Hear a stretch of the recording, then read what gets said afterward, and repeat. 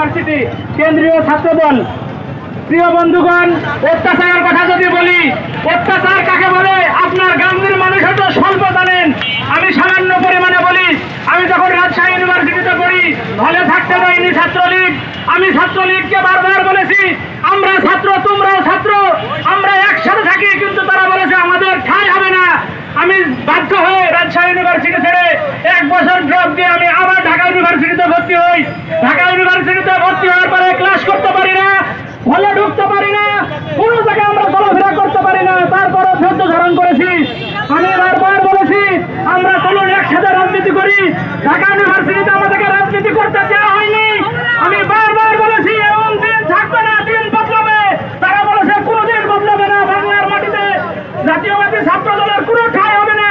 আমি আজকে বলতে চাই, আজকে সেই দিন কোথায়, কালকে সেই দিন কোথায়, আগামী দিনে সূর্য আমাদের হাতেই থাকবে।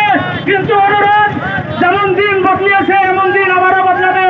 আমি আমার ছাত্র সমাজের কাছে বারবার বলি আপনারা অধৈর্য হবেন না, আপনারা ধৈর্য ধারণ করুন।